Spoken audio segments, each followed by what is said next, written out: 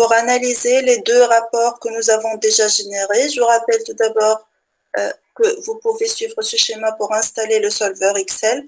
Puis, nous avons discuté les contraintes, c'est qu'une contrainte morte, c'est-à-dire que nous avons une contrainte où la valeur à l'optimum est exactement égale au second membre. Et ça s'appelle aussi une contrainte liée. Les contraintes non liées, c'est-à-dire si la valeur de cette contrainte est présente ou bien un surplus, il s'agit d'une contrainte de type supérieur ou égal, ou bien un écart s'il s'agit d'une contrainte inférieure ou égale, s'appelle une contrainte non liée. Dans notre cas, nous avons deux contraintes mortes et deux contraintes mortes et deux contraintes non liées. Les contraintes mortes sont les contraintes liées au bagage et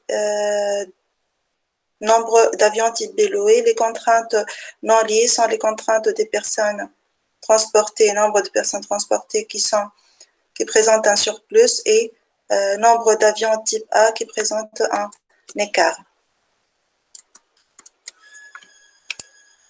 Pour le solveur Excel, je vous ai montré comment générer les rapports de réponse et les rapports de sensibilité.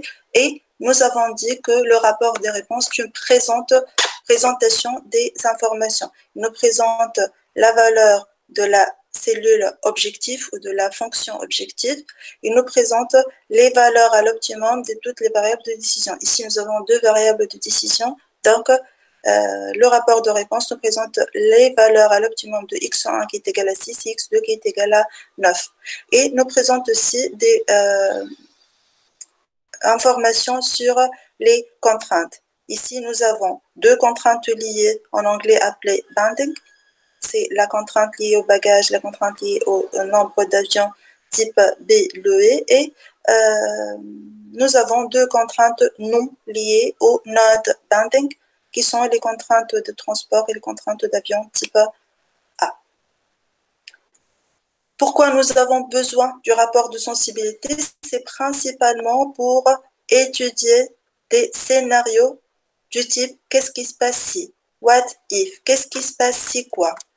Qu'est-ce qui se passe si nous changeons le coût de location des avions type A? Qu'est-ce qui se passe si nous changeons le coût de location des avions type B? Qu'est-ce qui se passe si le nombre minimal de bagages transportés exigés augmente ou diminue? De même pour le nombre de personnes, le nombre d'avions disponibles de chaque type d'avion. Dans la première vidéo, je vous ai présenté le coefficient de l'objectif directement écrit, les coefficients directement écrits dans la fonction objectif.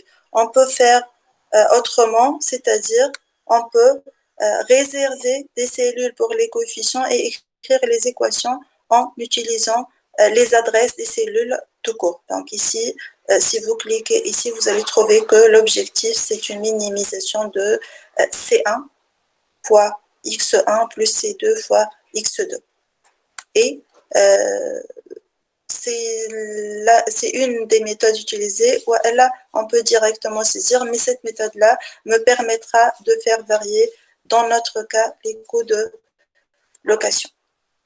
Donc, pourquoi nous avons besoin d'analyser la sensibilité d'une solution optimale? Parce que nous avons des paramètres qui peuvent très bien varier et je vous ai cité l'exemple de, par exemple, l'augmentation de prix de location ou bien la diminution de prix de location des avions.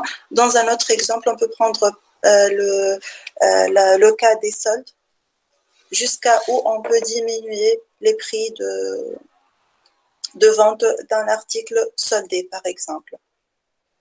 Et les paramètres, dans le cas général, sont des paramètres qui sont liés à un environnement externe, c'est-à-dire qu'ils ne sont pas maîtrisés uniquement par l'entreprise. Donc, l'analyse de sensibilité, c'est une analyse du scénario du type qu'est-ce qui se passe si on fait varier les paramètres du problème, qui sont les coefficients de l'objectif et les seconds membres des contraintes. Pour pouvoir analyser la sensibilité d'une solution, il faut très bien, il faut absolument préciser qu'il s'agit d'un programme linéaire. Si vous avez la version 2007, vous allez trouver cette boîte de dialogue. Sinon, vous allez, comme nous avons déjà fait, vous allez tout simplement sélectionner l'option Solver XL. Simplex programme linéaire dans le solver. Le rapport de sensibilité me propose deux tableaux. Un tableau pour l'analyse sensibilité des coefficients et un tableau pour l'analyse de sensibilité des contraintes pour les coefficients. Nous allons étudier la sensibilité de la solution si quoi? Si, dans notre cas, le coefficient C1 de l'objectif augmente ou diminue. Si le coefficient de C2 de l'objectif augmente ou diminue, c'est-à-dire dans notre cas, le prix de location. Le rapport de sensibilité n'est valable que dans un intervalle bien déterminé et si on fait varier un seul coefficient à la fois. On ne peut analyser la sensibilité d'une solution optimale que si on fait varier un seul coefficient à la fois. C'est-à-dire, si au même temps, on va augmenter le coût de location de avions type A et type B, on ne peut rien dire sur la solution. Qu'est-ce qu'on fait dans ce cas? Il suffit de reprendre la résolution. C'est-à-dire quoi? Si on vous dit que la location des avions type A va devenir 900 000 et type B va devenir 300 000. On ne peut pas lire directement l'évolution ou la sensibilité de la solution. On doit remplacer ce 800 000 par 900 000, ce 200 000 par 300 000 et résoudre de nouveau le problème. Sinon, on ne peut rien dire. Quand est-ce qu'on peut utiliser le rapport de sensibilité pour analyser une solution? Si le prix de location des avions type A est dans l'intervalle 800 000 moins 600 000, 800 000 plus l'infini. 10 puissance 30 pour XL, c'est le plus l'infini. Ici, c'est le moins l'infini s'il s'agit d'une diminution. Donc, je peux utiliser le rapport de sensibilité si le prix de location des avions type A reste dans l'intervalle 800 000 moins 600 000, 800 000 plus l'infini et le prix de location des avions type B reste dans l'intervalle 200 000 moins l'infini, 200 000 plus 600 000. Voilà, c'est ce qui est écrit ici. Donc, la solution x1 égale à 6 et x2 égale à 9 reste la même si les coefficients C1 et C2 sont dans ces deux intervalles-là. La marge inférieure est à la fin, la marge supérieure est dans la colonne, l'avant-dernière colonne. Si on est au-delà de ces deux intervalles-là, ce qu'on peut dire, c'est que je ne sais pas qu'est-ce qui se passe à la solution. Je ne sais pas quelle sera la solution optimale si la location, par exemple, ici, on a 200 000, si la location des avions type A devient 100 000 dinars, par exemple. Si la location des avions type A devient 100 000 dinars, je ne peux rien dire sur cette valeur-là parce que 100 000 dinars, ça appartient. On est 200. Si le prix de location devient 300 000 dinars, je ne peux rien dire parce que 300 000 dinars n'appartient pas à cet intervalle-là. Ah, j'arrive pas à se concentrer.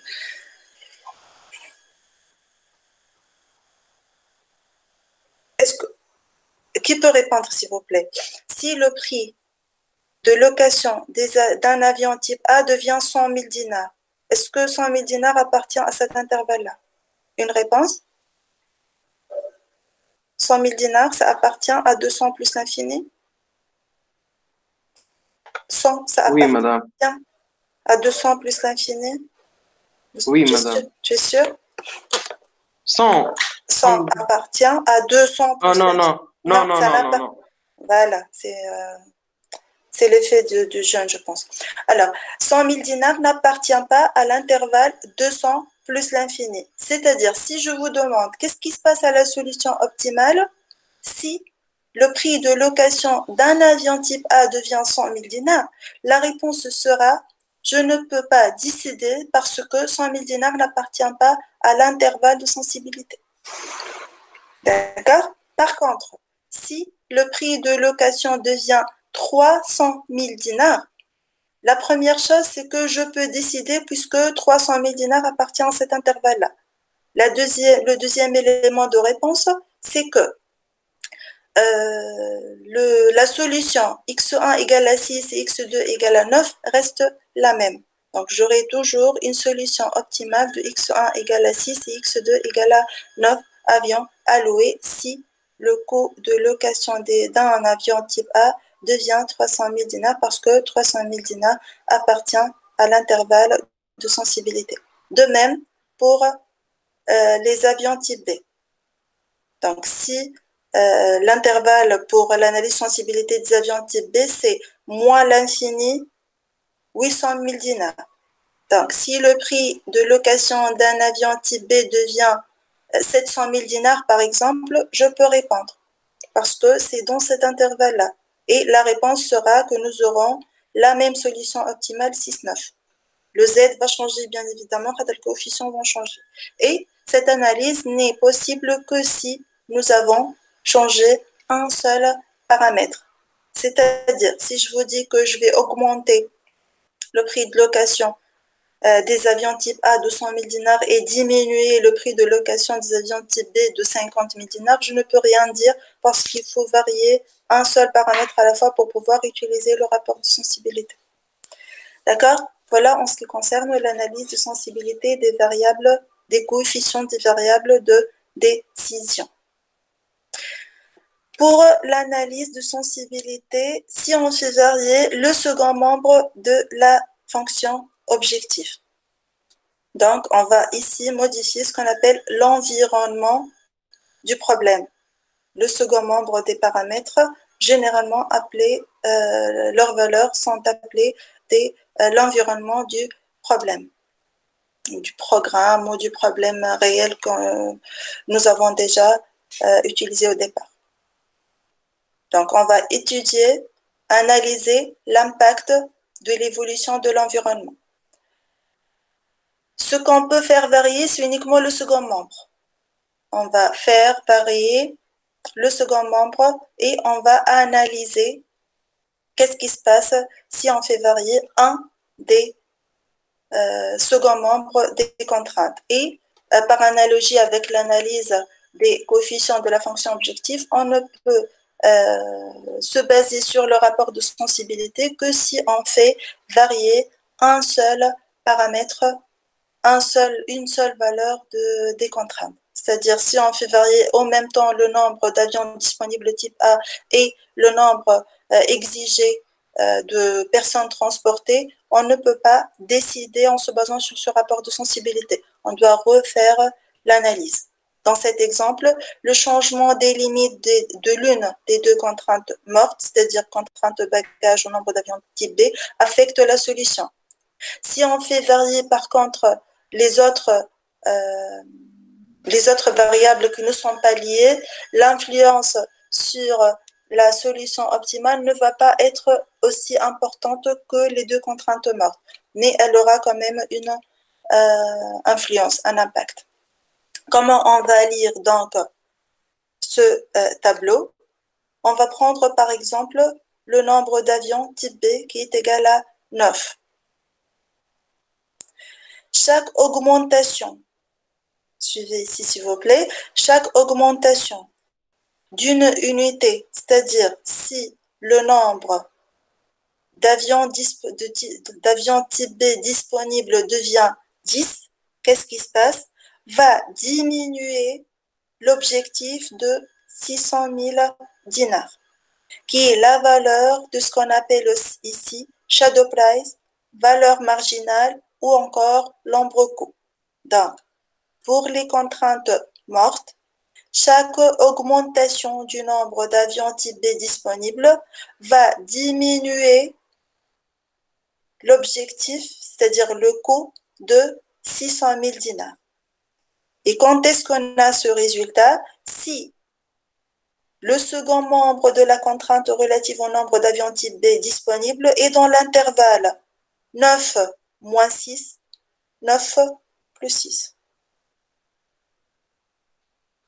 Si le nombre d'avions type B est dans l'intervalle 9 moins 6, 9 plus 6, chaque augmentation du nombre d'avions disponibles va diminuer, parce qu'on a un signe moins ici, la valeur de l'objectif de 600 000 dinars.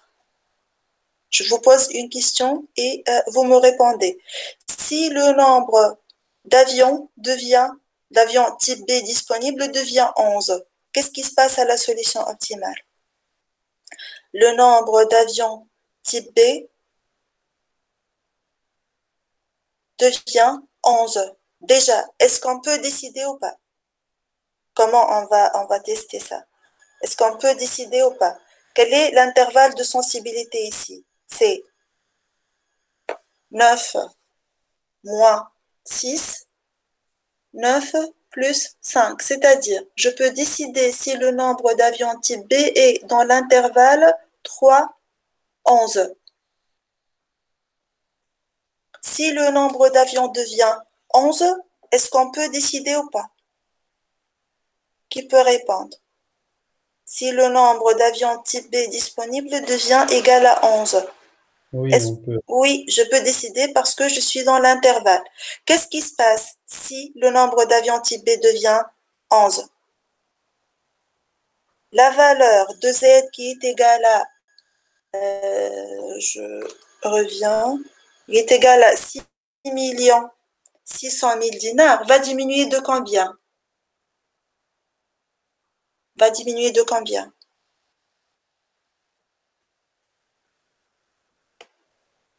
Quelle est la différence entre la valeur du second membre et la nouvelle valeur? 2. 2 avions ou pas? Oui ou non? sont à 2 avions, on va dire. Voilà, donc on va diminuer la valeur de Z de 2 fois 600 000. D'accord? Inversement, si le nombre d'avions type B devient, par exemple, 8, donc ça va diminuer et non pas augmenter. Si le nombre d'avions type B devient 8, qu'est-ce qui se passe? C'est-à-dire, qu'est-ce qu'on a fait? On a diminué le nombre d'avions de 1. Donc, l'objectif, qu'est-ce qui va se passer à l'objectif? L'augmentation Très bien. Va augmenter de combien? 6000. De 1 fois 600 000. 1 fois Oui. 600 000. Très bien. De 1 fois 600 000. Si on diminue le nombre d'avions de 2, l'objectif va augmenter de 2 fois 600 000 parce qu'on a un signe moins ici. Signe moins ici. D'accord? Je vais essayer avec la contrainte relative au bagage. Alors, est-ce qu'il y a quelqu'un qui peut me dire comment on peut lire cette ligne-là, relative au bagage? Comment on peut lire la ligne? Déjà, quel est l'intervalle de sensibilité pour le bagage? Quel est l'intervalle de sensibilité? C'est 90. Moins 15. Moins 15, très bien. 90 plus 36. Donc, tant que je suis dans l'intervalle 90 moins 15, 90 plus 36, je peux décider. Je peux voir l'évolution de la solution. Comment on peut voir ça? Chaque augmentation de la quantité de bagages, chaque augmentation d'une tonne de la quantité de bagages, c'est-à-dire si ce 90 devient 91, l'objectif va augmenter de cette valeur-là. C'est-à-dire la somme d'argent à payer va augmenter du shadow price, soit la valeur marginale, ou aussi l'ombre coût. parce qu'on n'a pas le signe moins. Donc, une augmentation d'une unité de la quantité de bagages, une unité, c'est-à-dire le tonne ici, d'une tonne ici, va augmenter l'objectif de cette valeur-là. Et une augmentation de 10 tonnes. Est-ce que je peux décider déjà si j'augmente la quantité de 10 tonnes? Oui, je peux décider parce que je peux décider jusqu'à une augmentation de 36. D'accord? Si ce 90 devient 100, je suis toujours dans l'intervalle. Oui ou non? Oui ou non? Si ce 90 devient 100, je suis dans l'intervalle, donc je peux décider. Donc, si j'augmente la quantité transportée de 10 tonnes, qu'est-ce qui se passe à l'objectif? L'objectif va augmenter de combien? De 10 fois l'ombre coût, fois le shadow price. D'accord?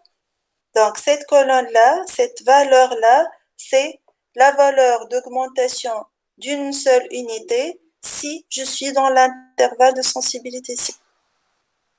D'accord? D'accord ou pas? Je donne un autre exemple ou là on peut passer?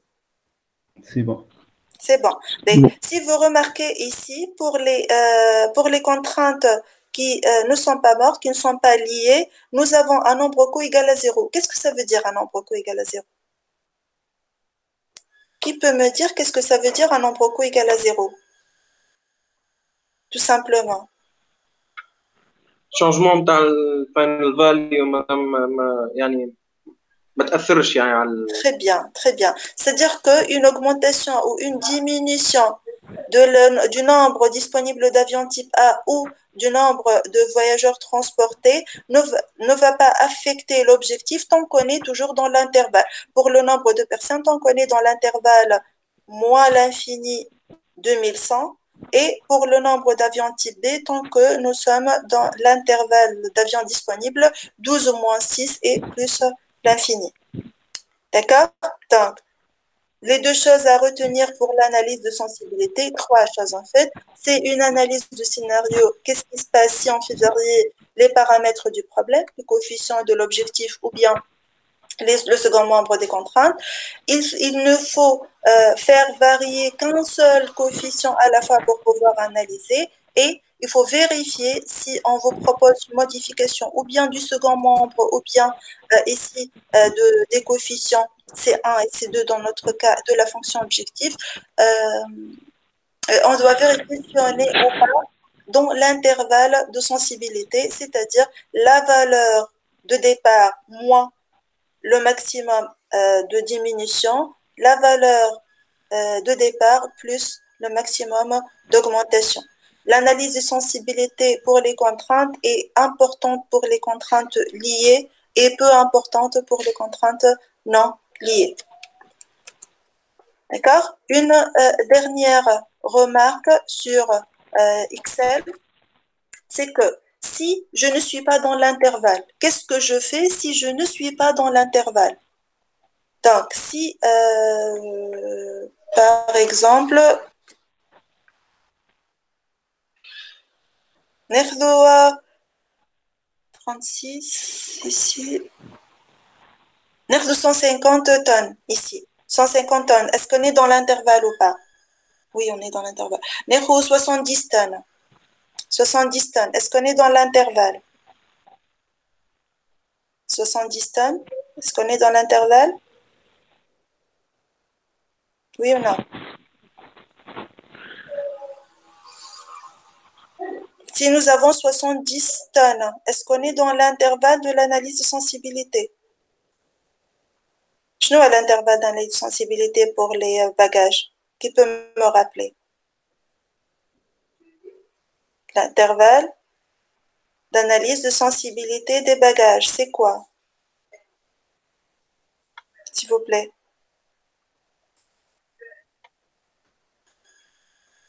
J'attends votre réponse, s'il vous plaît.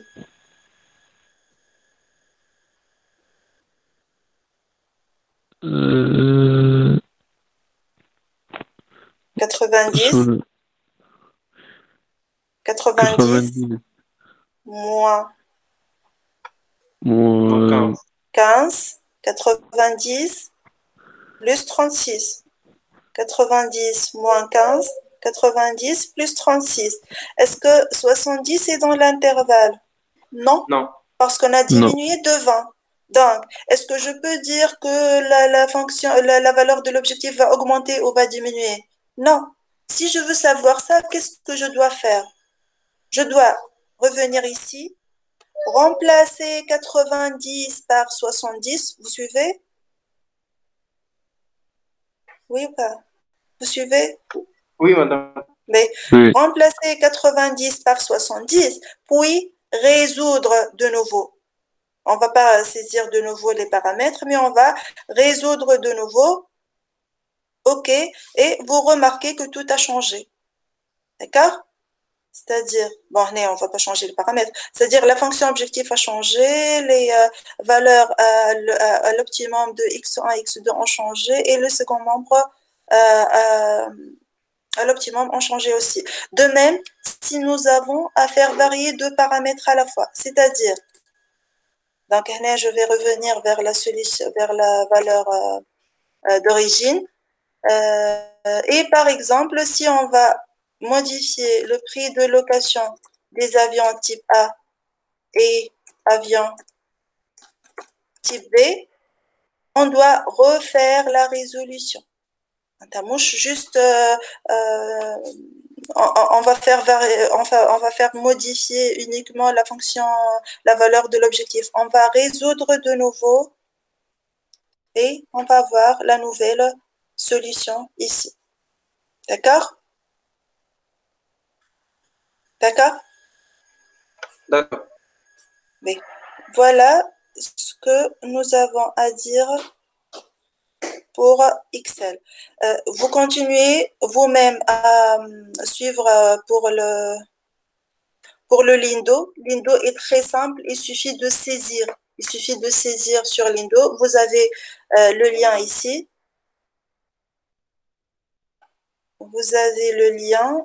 Juste vous téléchargez Lindo à partir de ce site-là. Vous saisissez en respectant ces règles-là le programme, puis vous cliquez sur résoudre.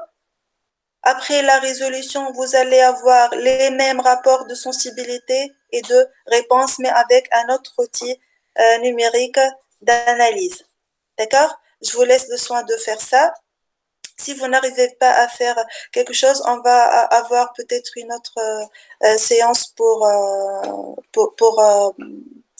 mettre pour répondre à vos questions si vous avez des questions. Voilà pour l'analyse, ce que j'ai à dire pour l'analyse sensibilité.